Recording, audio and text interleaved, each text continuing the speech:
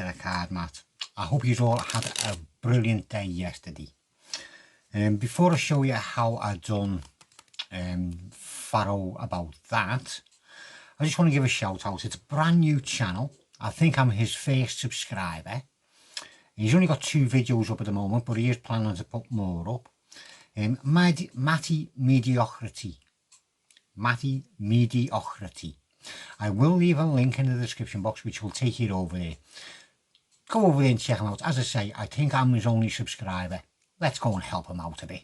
Get him up a bit. He plans on getting into double figures. Let's see if we can just at least get him to double figures. Be very nice. Anyway, back to the effect. Yeah, Trinity, as you said, it is based on Penelopes Principal. To them that don't know what that is, I suggest you look it up because I'm not going to explain it here. I might do on a future video, but not on this one. This is going to take long enough. Now there's 2 ways you can do this. The way I done it in the performance is you have a packet and it can get shuffled. There's no problem on that. It is impromptu.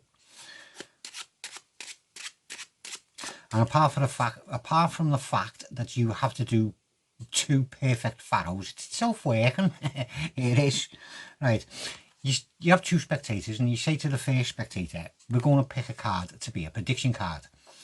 And all you do is look for the 14th card. I will show you another way of doing it after I've gone through this way.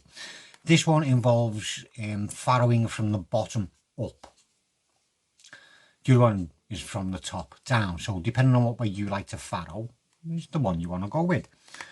Yeah, so you go through the pack and you're just looking for the 14th card.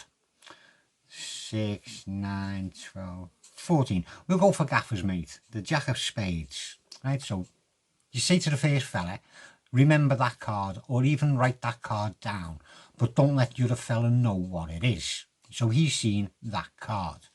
You'll put the packet back together.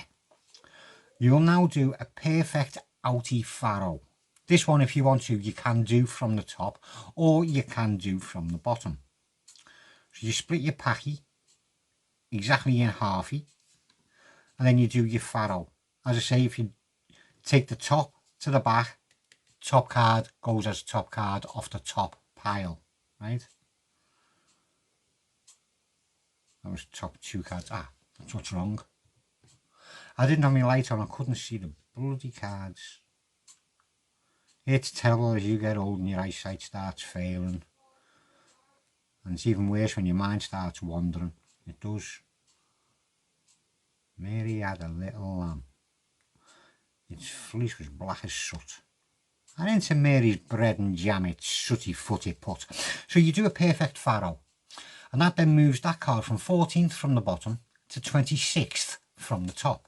Look, 2, 4, 6, 8, 10, 12, 14, 16, 18, 20, 22, 24, and the 26th card is their card, right? So you do a perfect Faro. Now you know their card is in 26th position. So what you do is cut off just over 26 cards from the top. So just over half of the deck, making sure that their card is somewhere in the top portion. And ask them to cut any number of cards off here. Completely free choice and keep them to themselves. You'll put the top of the packet back onto the bottom of the packet. Now, spectator 2 counts these secretly to himself. And while he's doing that, you do another Faro. Now, if he's taken an even number of cards, you will be able to split the packet exactly in half. And you can do another outie Faro starting from the top. If he's picked an odd number of cards, you won't be able to cut it. You'll have 1 card more in one packet or the other. It doesn't matter which packet, right? But you make sure you start your weave from the bottom with the top half packet going as second to bottom, as it would end up in an outie, if you see what I mean. An outie puts it on the top and second to bottom. So you'd start with it going in second to bottom, and it doesn't matter how many cards go on top. It doesn't, right? So you do not know whether they've got an even number or an odd number. You don't. You can, if you want, just split it in half and just do a bottom one straight away. That looks about right in half. I think I've chosen an even number, so I will just give it a try. No, I haven't. There was one more. Oh, so if I take one more, does that make it right? We'll soon find out. I think that puts it one too many, doesn't it? That puts it one too many. So I've got an odd number of cards there, so I have to do a Faro from the bottom with the back packet going as second to bottom card, right? And then you close up. These have then counted these cards. 1, 2, 3, 4, 5, 6, 7, 8, 9, 10, 11, 12, 13. So they've got a number of 13 in their head, which you don't know. You then say, I'm going to show you cards. All I want you to do is remember whatever card is at that number. So they're going to remember the 13th card. And you show these cards one at a time, just to spectator 2.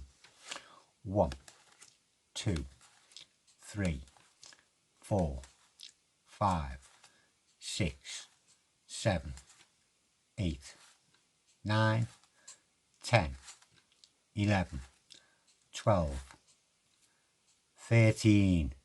So they're remembering Gaffer's mate as well. As you carry on going through and say, have you seen a card at your number yet, or do I have to keep going through the entire pack? And they say they've seen it, so you can put the cards back together. You can then take these cards back, it doesn't make any difference. And you go, right, okay, now you've seen a card, which we picked out at the beginning. You cut a chunk of cards, which gave you a number. And you've seen a card at that number. Right, now, can you both, at the same time, tell me what your cards were? And they're both going to go, Jack of Spades, at the same time, and then look at each other, and then look at you, and then look at each other again, and then probably start laughing. Yeah. If you want to do it with top ones only, always following from the top. When you go through, instead of looking at the 13th card, the 14th card, look at the 13th. 3, 6, 9, 12, and the 13, the 3 of diamonds. Put it back together. Now do a Faro, perfect Faro, but this time instead of it being an outie Faro, it's going to be an innie Faro. So the top card of the top packet is going as second to top card. Right? Perfect Faro. That then puts the spectator's card into 27th from the top. 2, 4, 6, 8, 10, 12, 14, 16, 18, 20, 22, 24, 26 and the 27th card, as you can clearly see. So their card in 27th. You now get them to cut a small chunk off the top. Stipulate a small chunk, say cut a small chunk off the top, something less than half. Right, that will then leave that card where it is. So they cut off, say about yo many, and keep them to themselves. You will then split the packet. Again, you don't know whether or not they've got an even or an odd number, but you just do a perfect outie Faro, starting with the top packet going as top card again.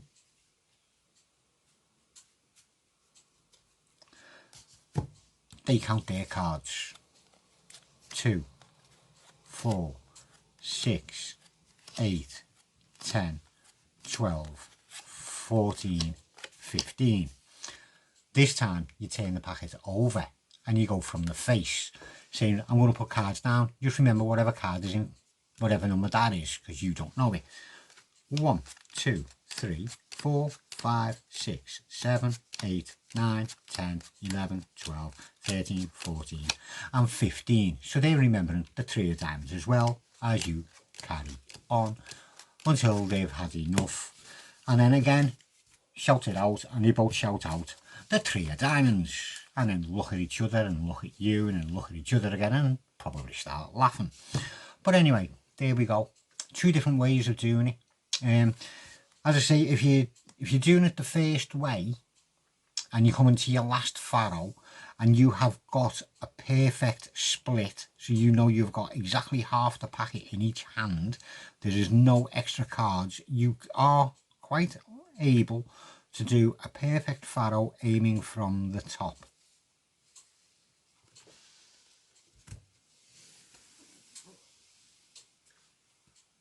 But there we go, that's just me showing off. Yeah. Oh, and a little tip for you, because I know a lot of people do have problems with farrowing, and this is a great tip, and believe it or not, Alex Elmsley used to do this to every pack he got. You get a new pack of cards, first thing you do when you got them out the box is this, to make farrowing easy, because his farrowing is fantastic. Alex Elmsley, if you ever see any of his farrowing tricks, they're brilliant. Yeah, what he does, put your packet square onto the table and then just lean it forward one way so you get that little chamfer. Then all you're going to do is get rob your girlfriend or your wife's emery board, you know what she does her nails with when she thinks you're not looking, or when she's bored and just wants to speak to you. Grab that and then just file it going down, sort of like re-rounding the edge. Don't go too hard with it, but it just takes like a thin layer of it off, and do it on that corner, and turn the packet over and do it on that corner and do it on that corner. Then put your pack down and lean it the opposite way and do the exact same thing, so you've got all four corners in both directions. And believe it or not, you do that, your farrowing will improve 100%. It will. I'm going to have to start doing it. It's a nice little tip, but I've never used it. I have never used it for some reason. I don't know why, but it is a great tip to aid you doing your faro, because your corners glide in better. Anyway, shut up now and get off. I will. Thank you very much. Don't forget, link in the description box, because I know I mentioned it a long time ago now. Matty Mediocrity. Go check the link out. Go and subscribe to him. Thank you very much for watching. I do hope you enjoyed that, and I'll see you again soon.